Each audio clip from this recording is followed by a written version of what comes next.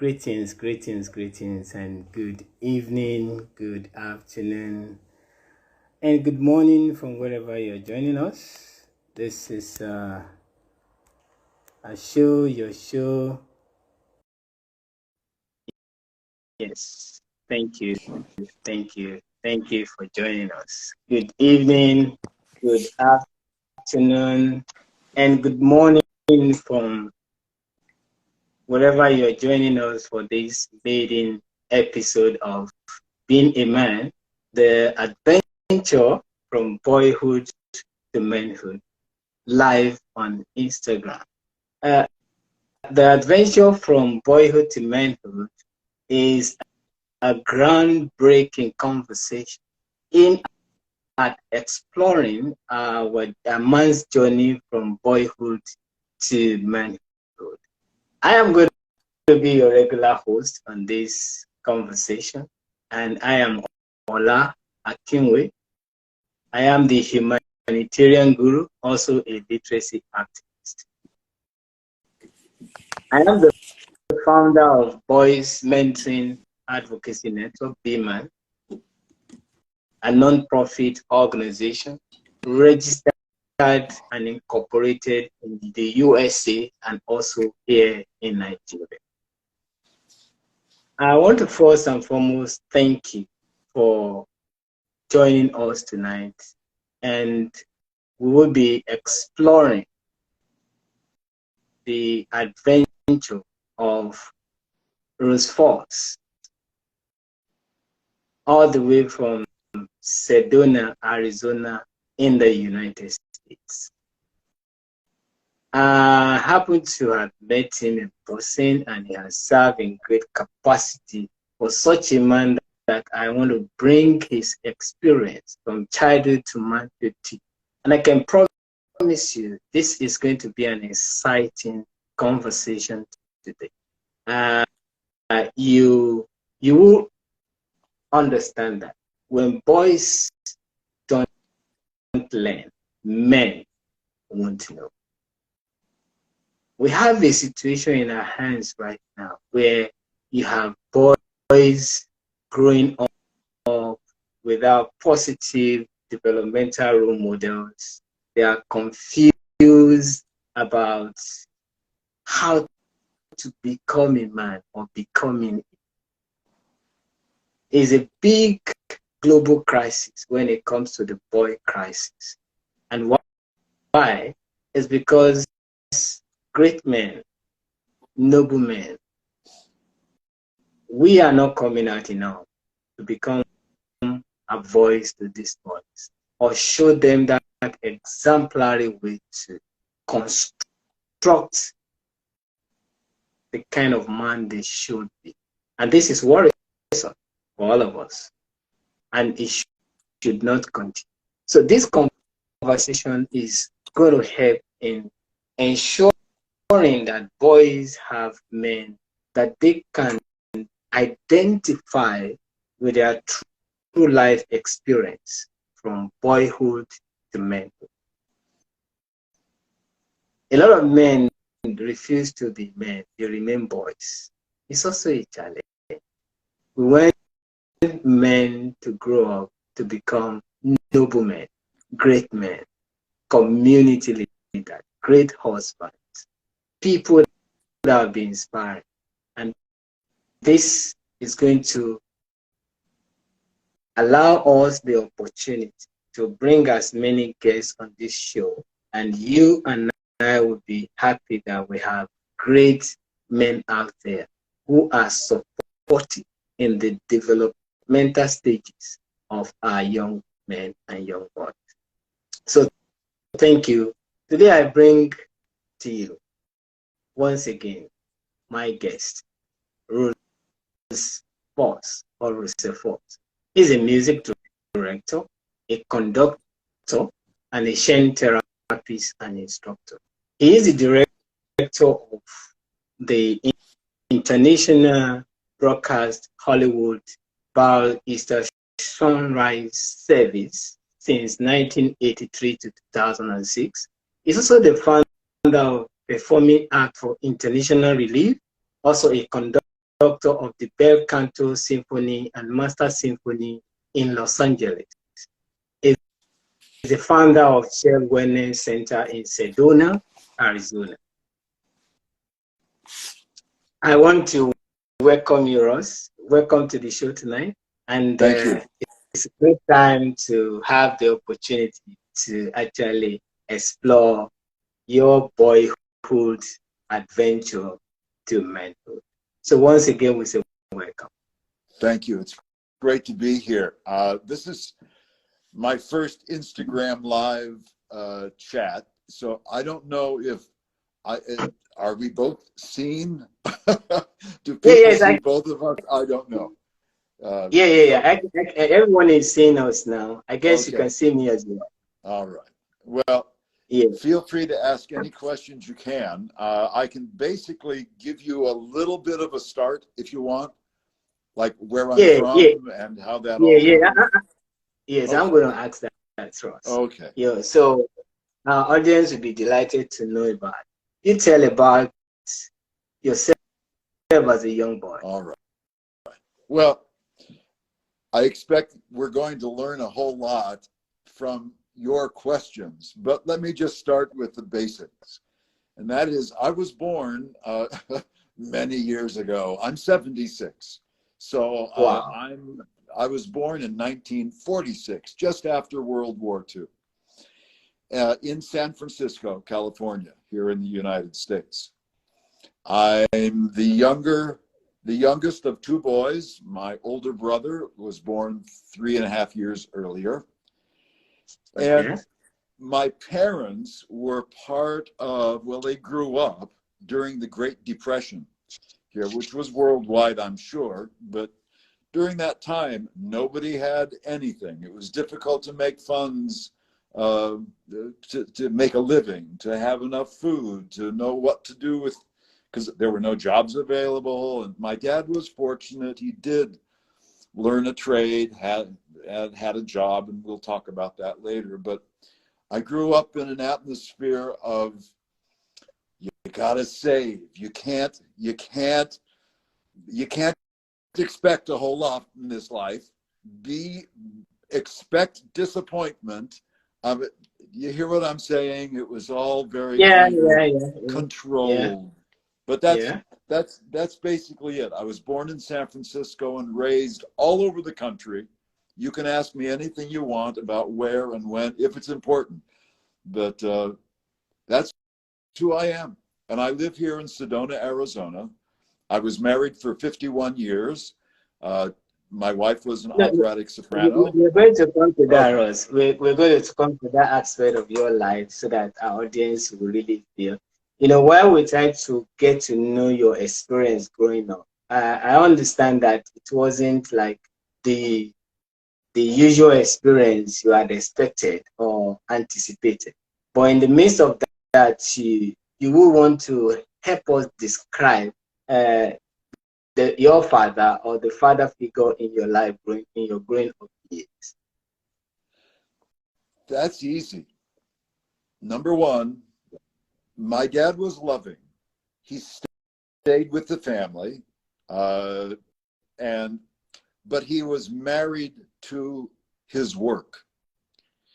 Wow. So that he worked for Nabisco Company, National Biscuit Company, the people that make crackers and cookies. Most of you are familiar with that company. And he was on the ladder to learning how to be a general manager. And because of that, he had to take nighttime shifts. So many times I would be coming home from school, let's say, as a young boy. Shh, be quiet, Dad's asleep. And then by the time I would fall asleep, he would leave for work. And so for a long time, I knew Dad was there, but we didn't have a whole lot except on weekends. And then I would get to find out who my dad really was as a father. And so that was my dad. And I would say this, because of the Depression and because of his desire to be successful at work, he he was a little bit emotionally unavailable to me and to Really? my brother. And how does that affect your bonding with him? Well, he's passed away now, but Yeah. I always respected him, but I didn't know much about him. This is a problem. You know, all boys are looking for something to emulate. They're looking for a role Absolutely. model. Yeah. And my dad was a role model for make sure your family has food on the table. Make sure that the basics are met. But was there a connection, a heart to heart? Not really. It was kind of cold. He did the best he could. And I know he was active in church and all of this sort of thing. But when it came to his own family, he didn't know how to express those things. So to me, this was important. I didn't understand it as a kid, but now I think I honestly believe that it's important for us to make peace with our fathers, no matter what our experience was. So during his later years, after he retired, that's when we finally got to know each other. So Okay. I was already in my 50s. Well, you know, that was 25 Wow. years ago, but I was already in my 50s when I finally met my father heart to heart. that left a lot Yeah, of yeah. that left a lot of wounds, you Yeah, know, over the years. I understand, Ross. But I want to also let us look at it from this still happening in modern days, men still not having this direct connection with their boys or their children at, and the impact it has on you. At least it took almost 50 years before you can, like you said, before you were able to have heart-to-heart communication with your dad.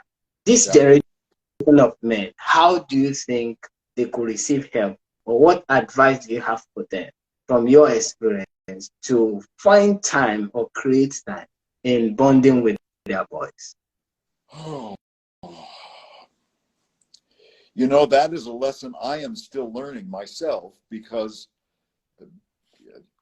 I'm going to have to jump into this, Ola, and that is that my wife and I, because of our life together and because of medical problems, we never had any biological children of our own. Oh But my word. I have now active adopted children all over the world, emotionally adopted. And for me to find time just to communicate with them is very difficult. But it is a decision. It almost has to be like a business decision, saying this much time I am going to dedicate to my work, and this much time I'm going to absolutely dedicate to my family.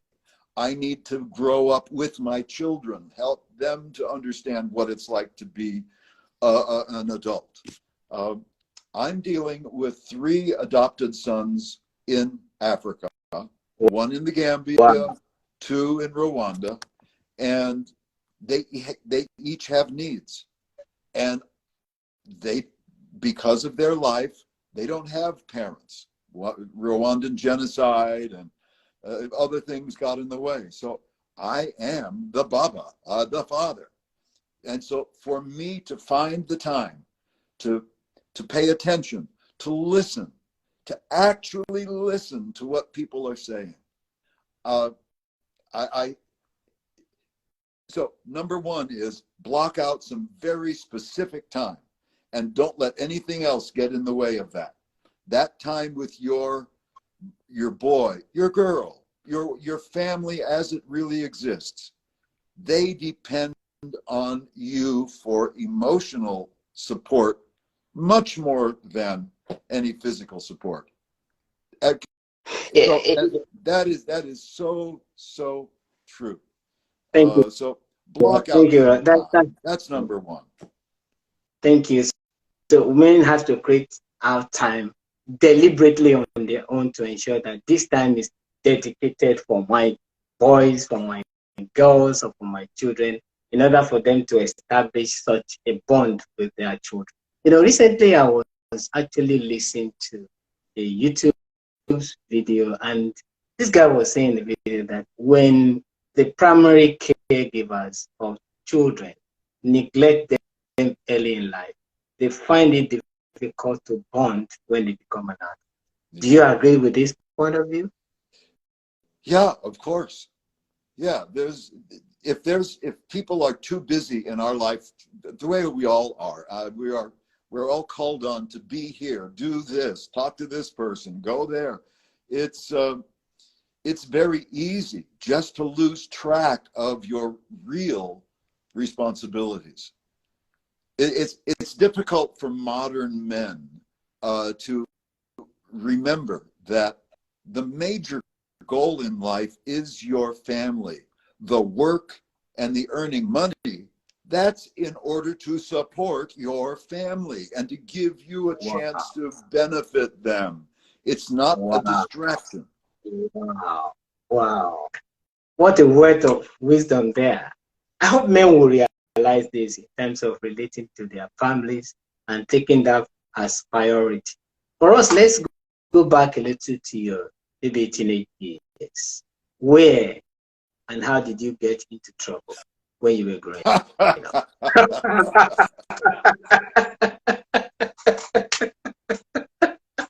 Are you sure you want to know about this? Yes, sure. We want to know. Because a lot of young boys now are getting into troubles and they want to come out of it. So definitely we want to hear from your experience how you definitely got into trouble. What got you into trouble in your youthful teenage? Well, I'm 76, so my book of experience is very thick. So let me just tell you, because of my father's career choice, we were moved all over the country. Every 18 months, I moved to another location. It was as if my father was in the army or something. So sometimes we stayed in one location for 2 cycles, but this was the way Nabisco, my dad's employer, this is how they operated. To give their leadership experience, they transferred them every 18 months. So I went to 5 different elementary schools and 3 different high schools.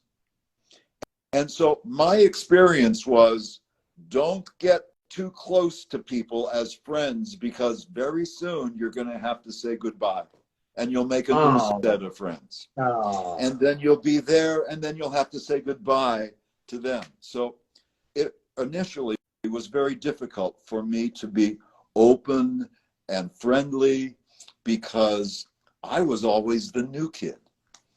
And years ago, before they understood how to make glasses the way they do now, I had very thick glasses. And so, and I was also very heavy, very, very large.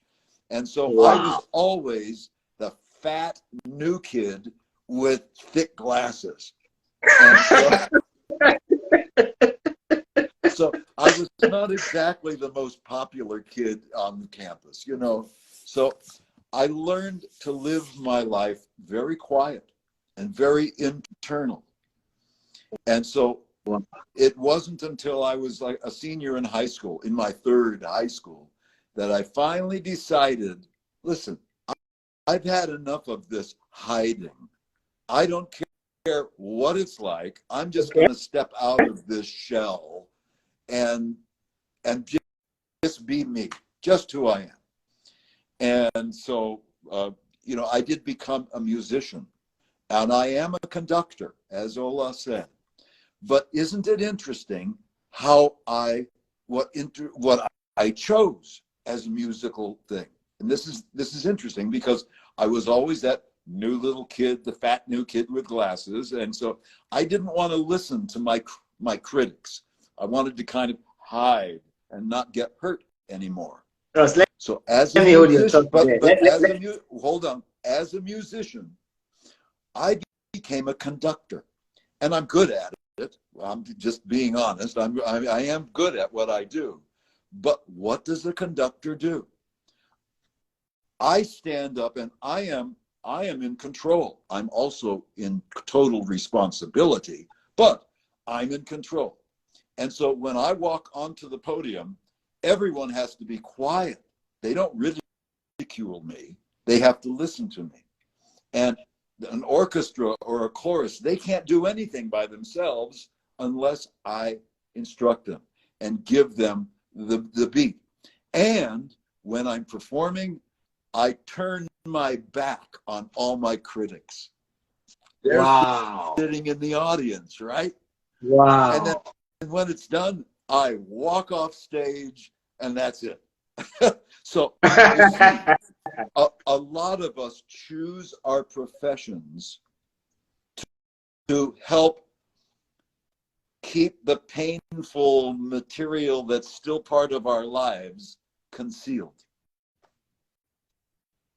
Oh, thank you so much for sharing that. I want to hold your thought on that because I'm still coming back to your how you find your path in this profession you find yourself. Was it that you chose this profession or the profession chose you? How did you come about the idea of becoming a conductor or someone who does this symphony orchestra? How did all of this materialize or come to your life, career, and interest? Well, there's the story I can share with you, and then there's the story that I will also share with you, but it's not one I really understood until many years later. Okay. The first story is this. My father, when he was a boy, he had rheumatic fever. And it has to do with the heart and the lungs and things that they didn't really understand in the 1920s when he was growing up.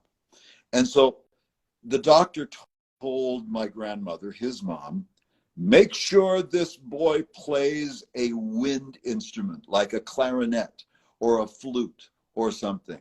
So my father chose the flute.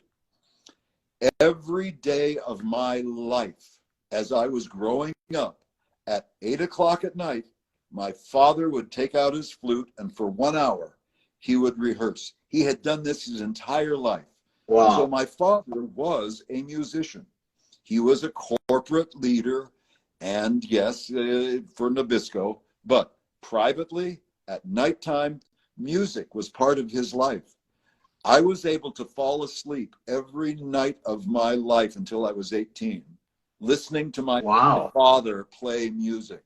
And if it wasn't him alone, he would have friends come over, and downstairs, they would be playing like in a quartet or chamber music or something, and I would hear a group of musicians. So music was always part of my background. Some of you you can notice I have a kind of a deep resonant voice. And so I've always been a singer also, but always afraid to sing because of my being a new little kid, you know, like I told you earlier.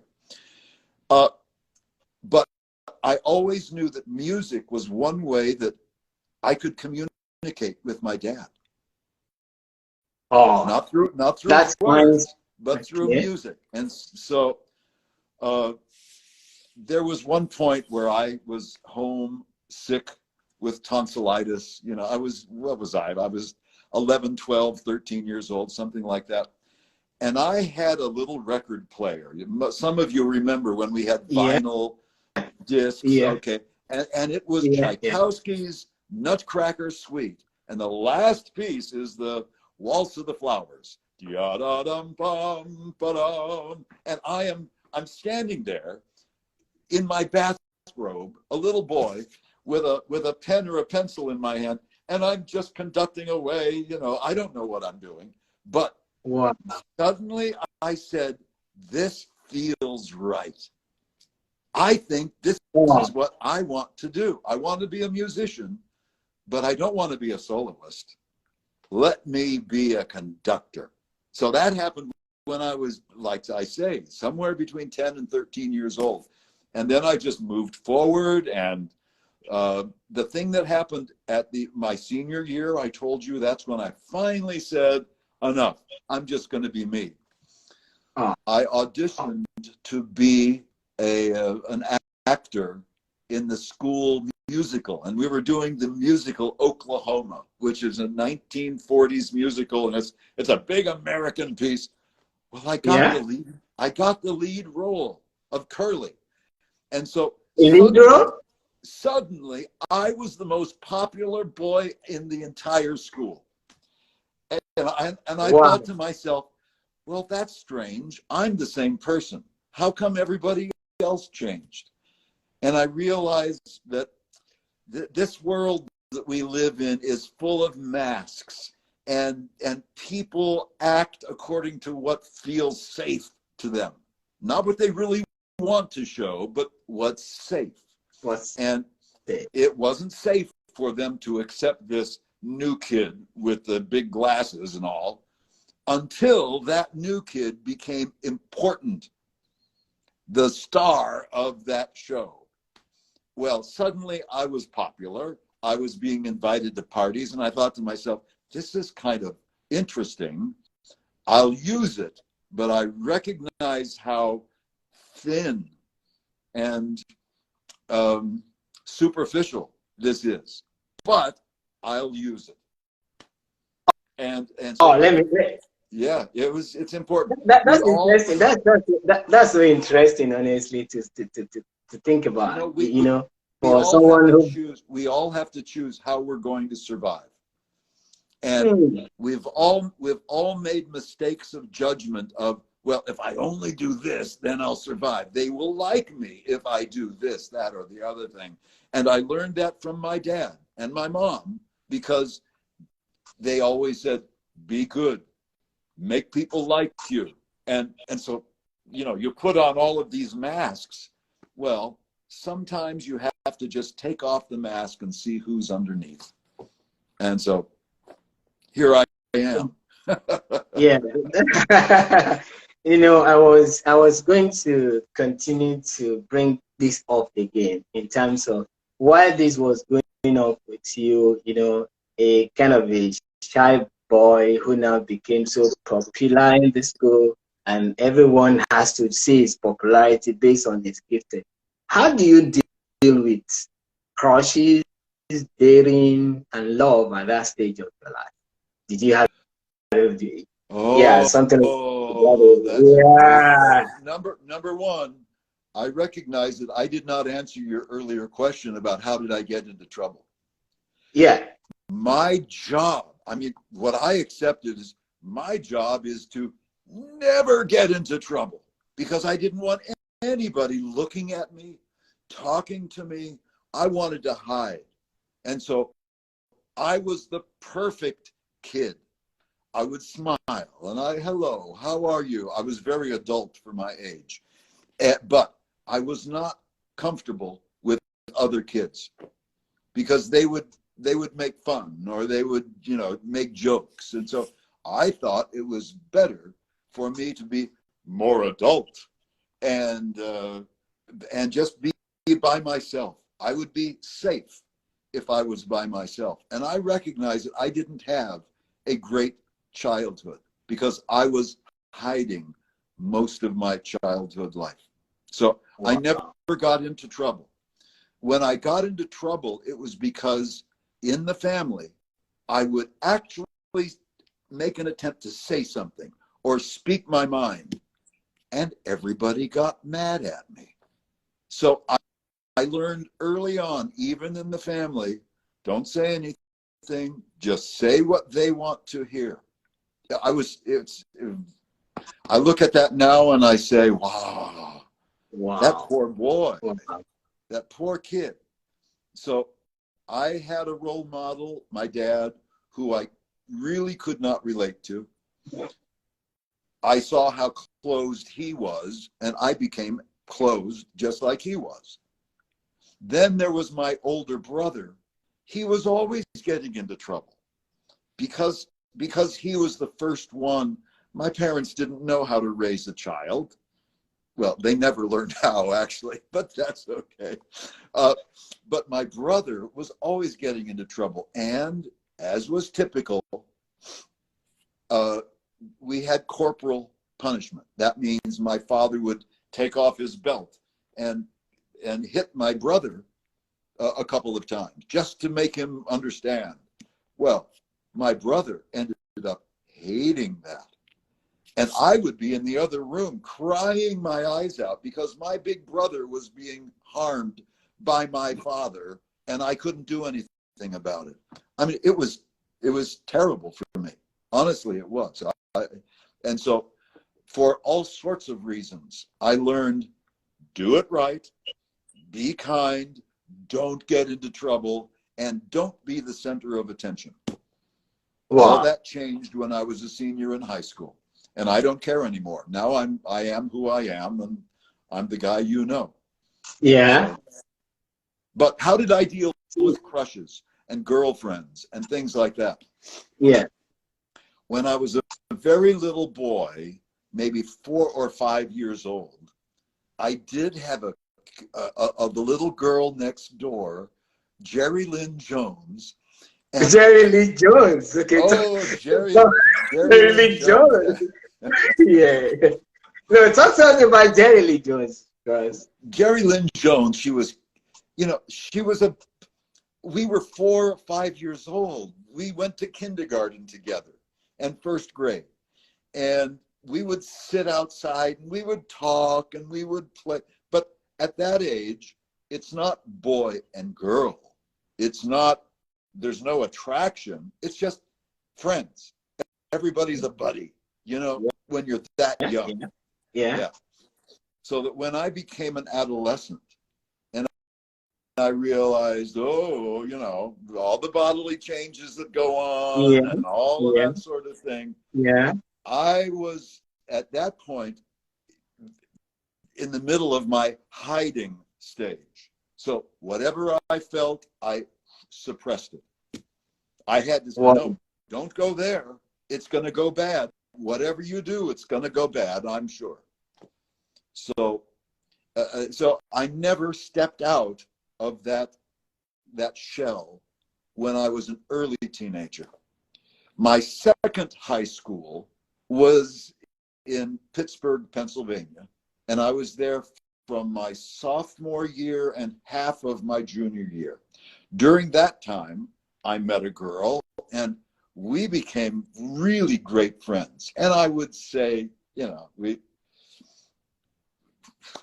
we kept our clothes on, but we were very close. We really loved each other.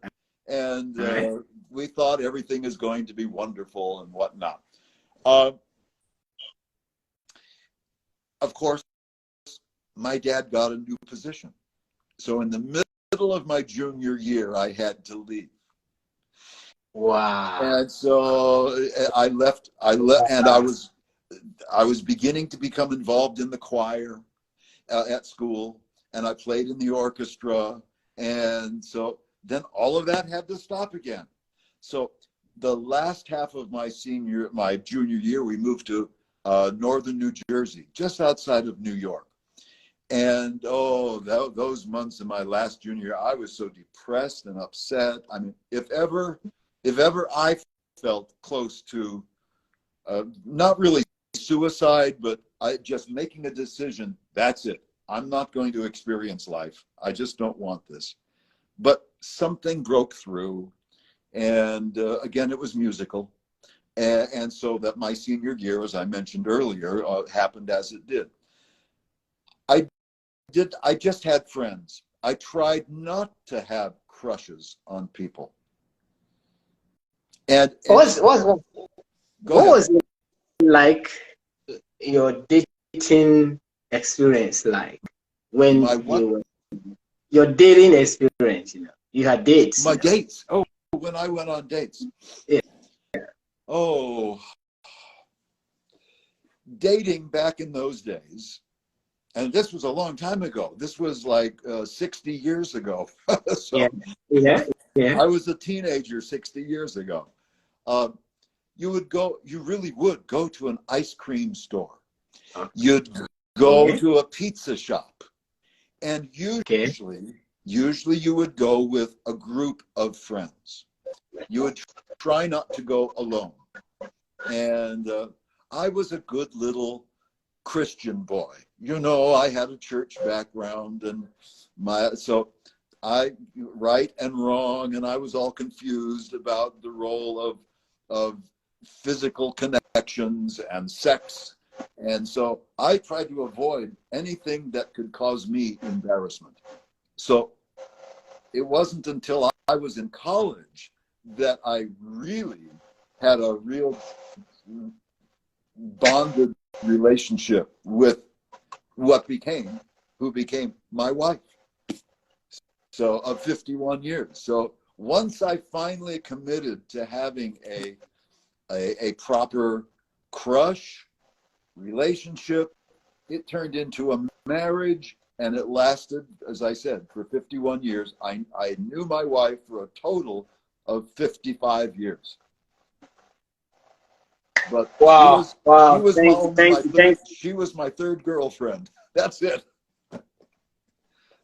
Well, I think we've had so much to talk about, and we're really enjoying this conversation. But as it stands, I guess maybe, are you hearing the background noise from my end? Say what? Are you hearing any background noise from here? No. No, I'm fine. I'm fine. Okay. I'm sorry about that. Should you hear any sort of sound? I was also going to ask you, Ross, how did you explore not getting into issues that has to do with what we call cults or cultism, or how you find brotherhood? How do you develop brotherhood growing up in the midst of other boys?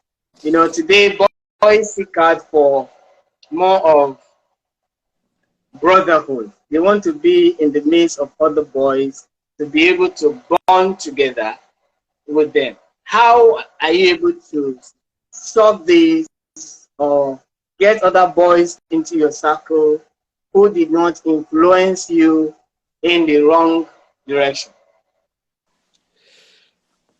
Well, I'm thinking that my experience with brotherhood, once again, all I wanted as a kid, as a young boy, all I wanted was the love and respect of my own brother.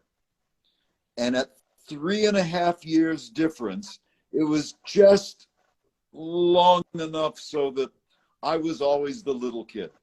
And I never really felt bonded with my actual real brother.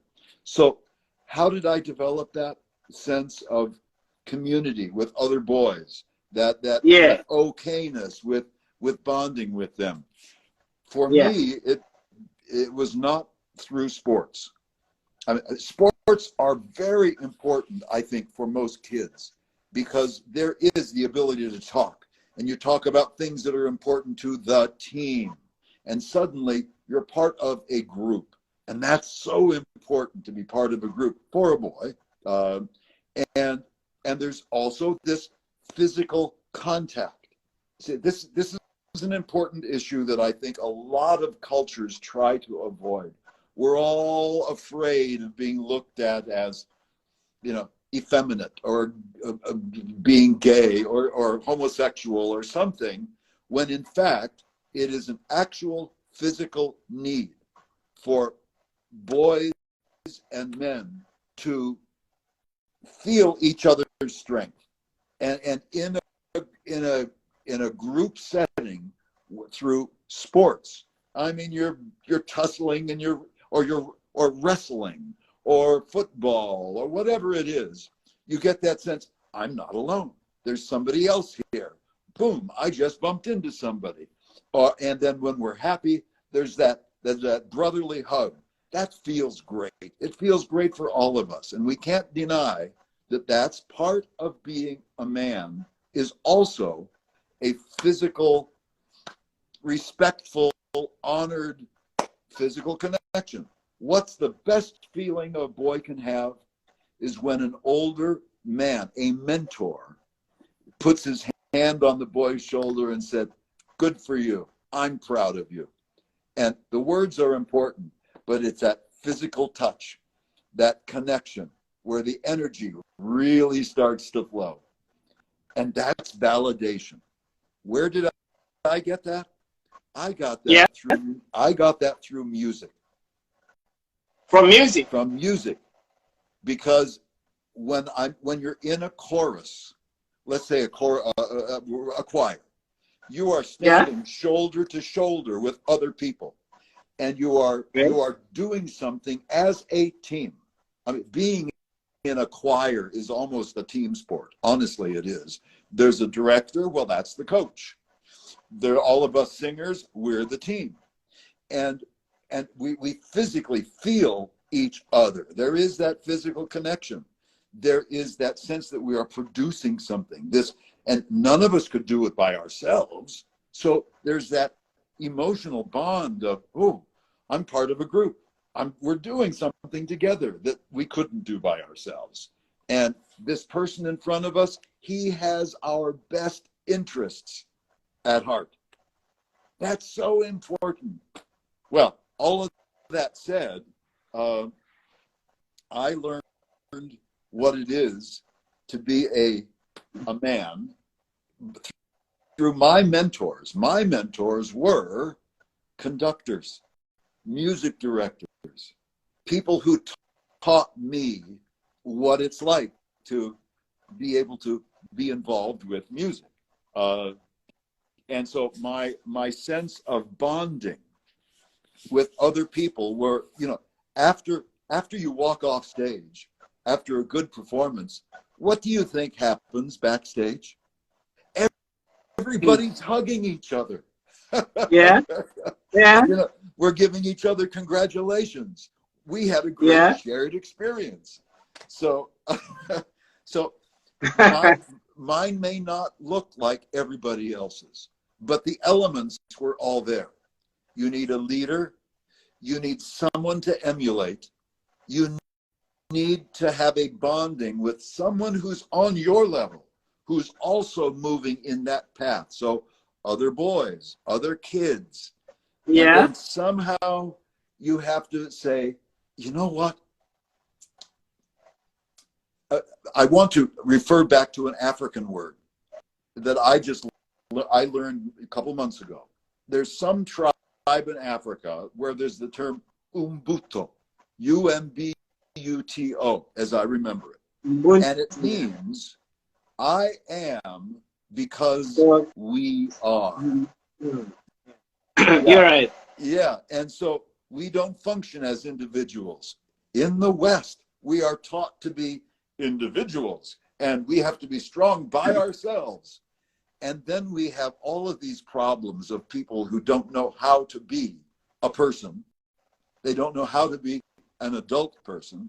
And so most adults are still hiding as children inside because they did not bond with their father. They did not bond with their older siblings. All those things. Yeah. So you had the experience of using your music instructors, leaders in your profession. So you kind of see that it's necessary early in life for young boys to find a kind of a job shadowing opportunities where they can find mentors in the area of career or job they want to be involved in when they start their adult life. As it stands, do you still have anything that you felt held you back while you were going? I think the greatest thing that holds any of us back is our own culture. Our own culture. I have a phrase that our culture, it can be one of the greatest benefits, but it can also be the greatest limitation. Because in my Western culture, and I come from a line that went back to England and Scotland, and it's very proper. And it's very isolating. And so to that extent, being an individual for me meant being alone. And that was not healthy. So many times the traditions of our fathers, even though they can be helpful, they can be limiting. What did you learn from your parents? What have you learned from your culture that puts the brakes on, that tells you, no, you cannot do that. You should not do that. Doing this is wrong. And doing this is right, even though it doesn't feel correct. You should do that. So at some point in our life, we have to say, I need to be responsible for my own happiness, my own decisions, and I want to do that in community with other people. Who can I do that with? You, Ola, are the perfect example. I hate to turn the tables on you and now me interview you and talk about Ola Akinwe. However, you've decided there is a need in your culture, and there's most people in your culture, they don't even think that boys need mentorship. They don't need advocacy. And in many ways, they don't even need literacy. But Ola Akinwe and his beautiful wife, Omo, decided, nope, that's not working. We're going to make a difference. So you yourself are a great example, and you have given me a lot of insight and thank you. A lot of joy. But here's the thing. You mentioned a moment ago that how important it is for boys to find a mentor. Well, and that mentor is not there to say, boy, here's what you should do. One of the most important roles of a mentor is giving the boy an opportunity to find out what he's good at. Let that boy tell you what he wants to learn. That's true. And that is what we're trying to do, as much as we drive the developmental stages in our boys. Is very important. We serve them in such a way that we provide for them mentorship. We provide for them that bonding opportunity. Because I work with boys here, I've seen a lot. A whole lot of them have been neglected from early age in life, and they seek out this bonding. And when they can't find it at home, what happens is that they just go out there, and whenever they find that, oh, this is very receptive, I am accepted here, whatever it is, it appears or it seems to look like, they embrace it. And in most cases, they don't turn out positive with their life outcomes. Yeah. So it becomes a barrier. I know we have a lot of conversation to go on with you, but because of our time, because of you may still have to come back for maybe some other continuous conversation on your adventure from boyhood to manhood. But I would like to take you on this, Russ. You know, if you think, oh, I need to finish strong as a man now. I need to say it again. I need to what? How do you finish strong as a man? How do you want to finish strong? Now you're 76, and opportunities still present itself to you in several ways.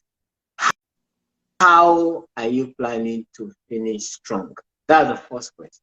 The second question is, if you had to relive your life from when you were 16 to now? What will change?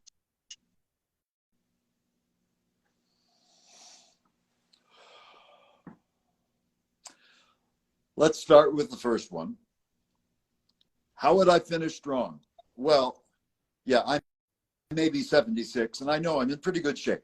I full well expect to be here for another 20 or 30 years. You know, God willing, I'll be around for a while.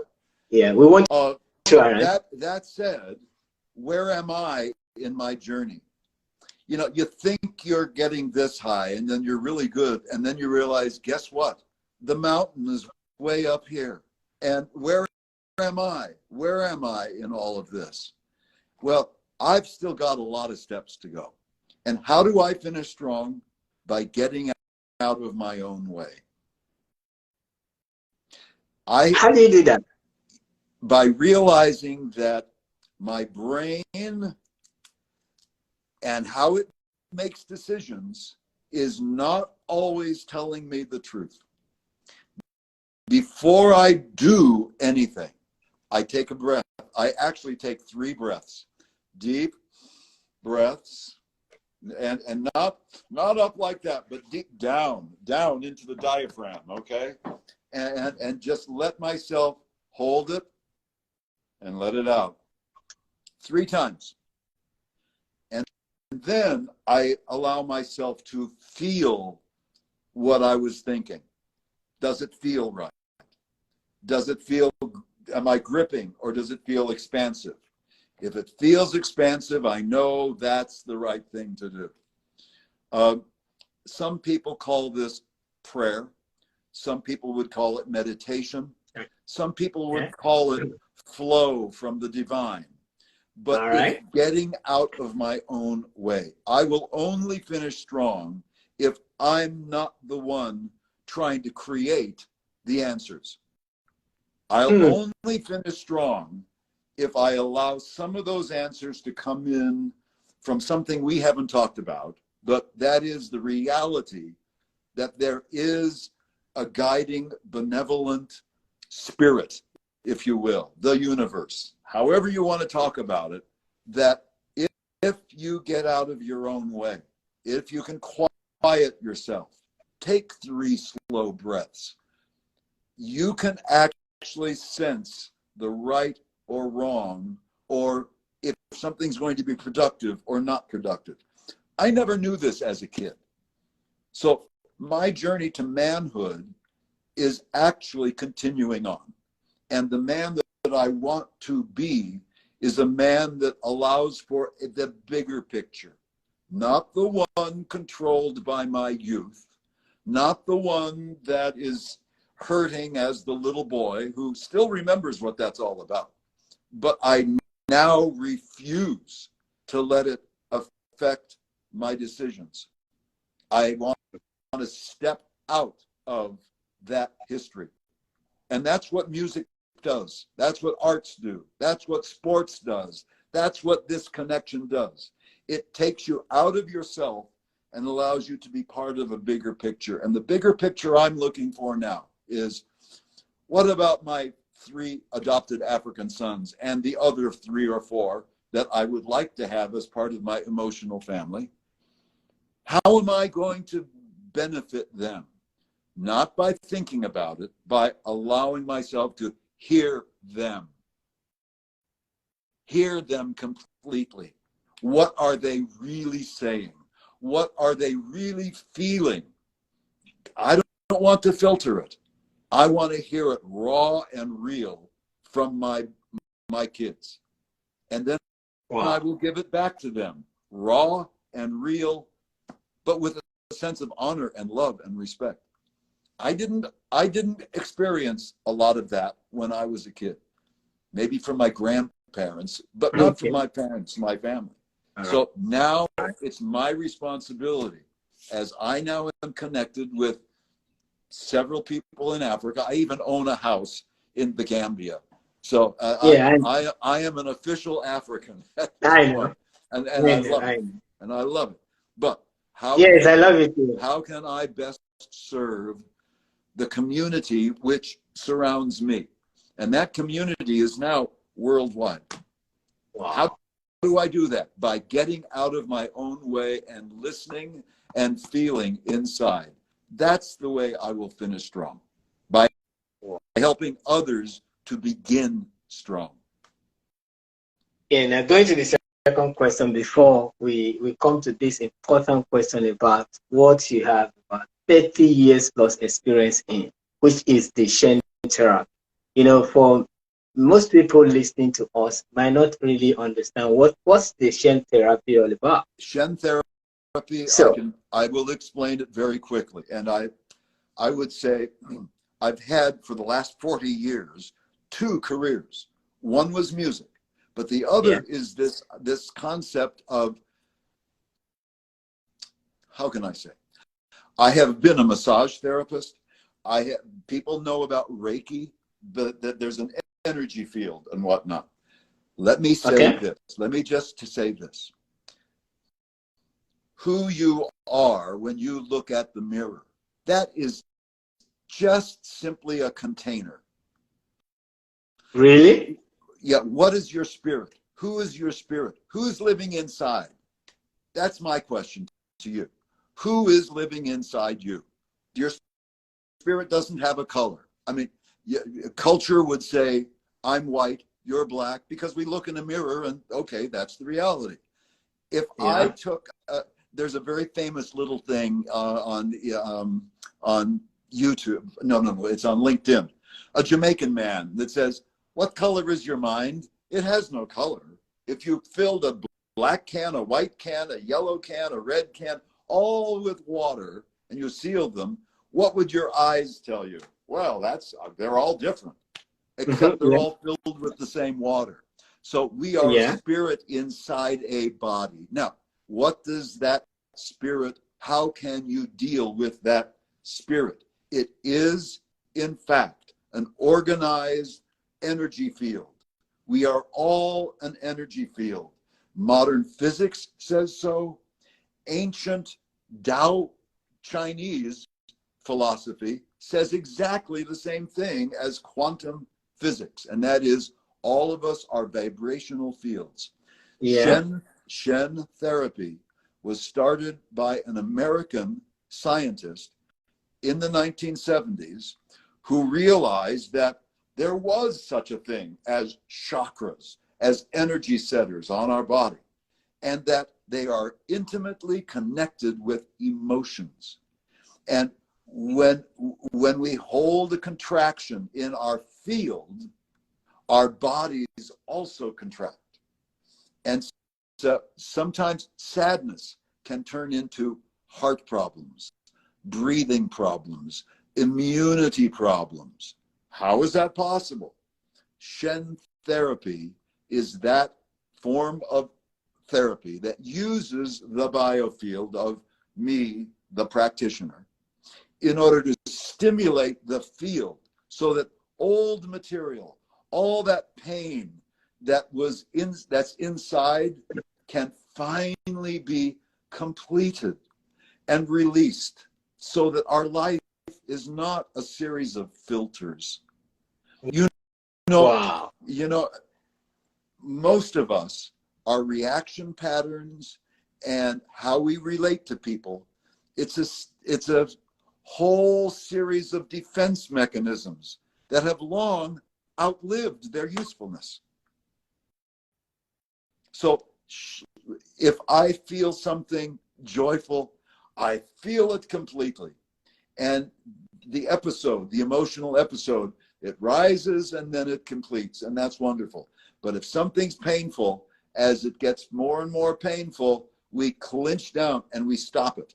And that emotional episode is incomplete. It's like a ripple in water, and the ripple just stays there. It doesn't go away. And it waits until the very next time somebody comes along and they tweak it. They somehow pluck that string, and suddenly you're 6 years old again, and you're angry, or you're embarrassed, or you feel judged or something. You're an adult, but that old material is still there. Shen is a process. It's a wonderful process. It's not talk therapy. I mean, I talk a lot, I know, okay. But this actual work is not talk.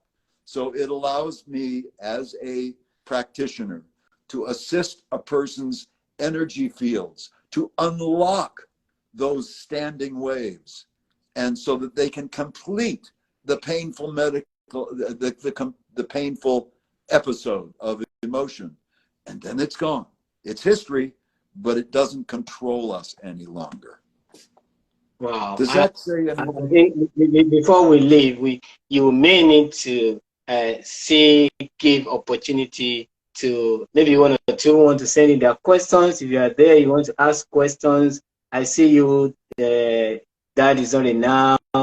I see Johnny. I see 2240Y. Thank you for joining us tonight. We really appreciate you. It's a what will it change if you were 16 years old? Ola, can Bruce answer your second question. What will you change if you were 16 years old? If you have to relive your life, now you are 76. Yeah, at 16. That question has one. Yeah. Okay. What if you have to relive your life again? You want to live again in your 16. What will you do different? What will change? When I was 16, that was somewhere in my junior year, sophomore year in high school, right? Yeah. And at that point, I was just figuring out that music was the way that I was going to relate to people. What would I change? Well, I was still a minor. I couldn't leave home. I didn't have finances, so I had to stay with home. So what would I change? Honestly, that's a great question, but it's a question of avoidance. What happened, happened. What I would love to have changed was my parents having a sense of okayness with being just open and honest and joyous. They were always contained. They always had their restrictions. I can't change my parents. And I'm old enough to realize that whatever those circumstances are, as difficult and as horrible as they could have been, they were out of my control. And for most kids, it's completely out of their control. And what control they do take is usually negative, because as you said, they find a role model. And that could be child trafficking, it could be drugs, it could be gangs, it could be anything, whatever it is. So what would I change when I was 16? Absolutely nothing. Oh. I could say, I wish, but that doesn't change. It wouldn't change anything. And nothing, see, all of us are waiting to live our life. We are waiting until our past changes. We want our past to change, and then I'll become an adult. Well, the clue is it's never going to change. It happened. The only thing that can change is your response. The problem is never the problem. The problem is only your response to the problem. Wow. People already asking for part 2 of this conversation with you. It's been a great journey. Kenyatta Rose, thank you for joining us all the way from New York. Thank you. Johnny, thank you for joining us from Trinidad and Tobago. For us, before you leave, I want to ask this question, which really is a big one for men. You know, sometime between the age of 35 to 48, or basically 50, there's a big shift that happens to men of that age. Sometimes we refer to this as midlife crisis. Yes. In your journey from boyhood to man, what was the midlife crisis? What shifted this kind of situation that you just find yourself and like, oh, I mean, this is what they call midlife crisis. Then how did you come out of it? My midlife crisis started when I was 3 years old. Because how possible is that? because even as an adult, after I became a musician, and I realized that every time I would step him, suddenly I became Russ Fox. I was not Maestro Fox. I was Russell. I was the little boy again. And so my midlife crisis came when I was 37. And I said, that's it. I am finished with this dichotomy of here's how I am in public and here's how I am in private. And in private, it was always very heavy and awful and drudgery, and you got to do this and you got to do that. And so it's, in all honesty, when I was 37, I found out that I was also allergic to milk, and it was having an effect on my brain. You know, so when I stopped drinking cow's milk, I could think more clearly. And so that was just a chemical thing. But a lot of us are dealing with that kind of a deal where we don't know the whole picture. So we have to be patient. We just forge ahead, and then gradually we figure it out. So my crisis at 37 was me saying, I don't care about this. I'm not going to bring my public life down to my physical reality. I'm going to bring my physical reality up to this, up to my public self, because that's who I am. Wow. That's exactly who I am, and I'm not going to make any excuses for being the fat little new kid with thick glasses anymore. I'm not. Wow. Wow. Oh, thank you, Ross. We really, really appreciate you for coming up to share your adventure from boyhood to manhood. See, it's been such a great conversation. I feel blessed to have people like you on this show. And I personally have learned so much about this your journey from boyhood to manhood adventure. And trust me, the audience have received words of inspiration and education from what you have what we have conversated on tonight. And they are already asking for a part 2 of this conversation, because they still, I believe there's so much to still learn and get from you. The journey is like a book that you cannot close here.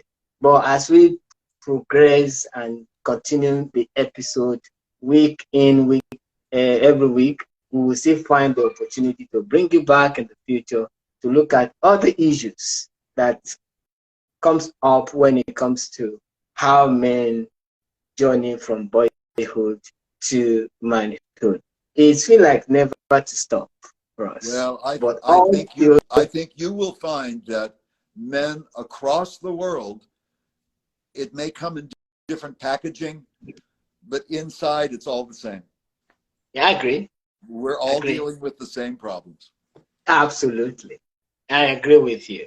And you know, like you said, most of this problem comes from our culture, because the way we are socialized as an individual actually affects the way we perceive others in our society. We will look at that as we come back again to you.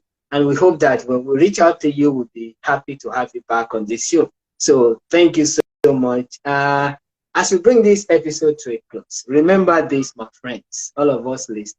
We're here to live. How do you live every day? That's the question that bothers me the most. But I got to find an answer. And you know, the word live is 4 words. L-I-V-E. The first one from my findings, after so much looking at how I want to live my life, I discover is to love others. The next one is to inspire others. Let your life be inspiring. When you get to an environment, let people feel that you are there. Be the breath that restored life to people wherever you find yourself. In fact, the world is starving right now. Be that inspiration. And the next letter in the word live, L-I-V-E, is V. You are here to create value. Add value to people wherever you go to. In fact, if you are not creating value and adding value to people's lives, you have robbed humanity of your existence. Because that's why you're here. And this is how I want to close this. The last letter in that word is E. Educate others. People's potential needs to be developed. And the wisdom you have acquired from all the challenges you've gone through in life is to help these people get their potential, bring it to the limelight. And I can assure you that you go live every day and you will realize that you experience a delightful adventure.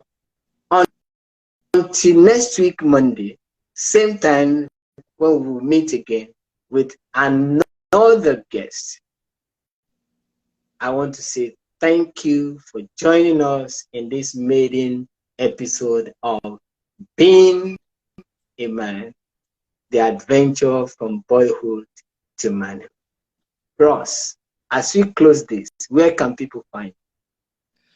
People can find me at, I should put it in the chat maybe, shentherapynow.com.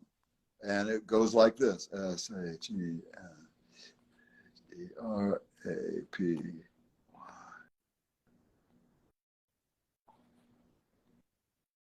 Okay. That's my email. That's my website. And at the bottom of every page is my email address. There's also a phone number. So if you want to get in contact with me, go to that website right now or whenever. Copy it down, Shen, S-H-E-N, shentherapynow.com. And you'll find all of my contact information and what I do. But it's been a joy, Ola. This has been great. And if there's going to be a part 2, I'm already agreeing to it. Let's do it. Whenever. Oh, we will do it. Whenever. We will do it. Right. We will do it. We will do it. It's an amazing conversation. And like I said, do you have a parting word for the audience, for people who are listening to it? You have to leave a word for them to close off this conversation. What will be your parting word? No more fear. No more fear. Don't be afraid. There are people who wish to assist you becoming your best self. Period. Oh, don't fear. Oh, thank you very much. Do not fear, no more fear. Yes, this episode continues, like I said, every week. Next week, Monday, we'll be having another guest on this show. And as we continue, I want to say I love you, brothers. I love you, all the people that have turned in to this program. If you want to contact me, you can contact me at Ola Akinwe at, I'm going to put my email here now. So whoever wants to reach out to me, olaakinwe@gmail.com. You can go to our website and see more of our work, www.bmanadvocacy.org. And if you want to support this program, we are open and receptive to your contribution and support in all of our projects. We will still add the project links on Global Giving. You find us there, Boys Mentoring Advocacy Network. You can contribute to any of our projects. Until we meet again next week, I say go live, my brother. Go love, go inspire, go create value, go educate others. And with that being said, I say goodbye and thank you. Love you. Bye. Bye-bye now. Bye-bye.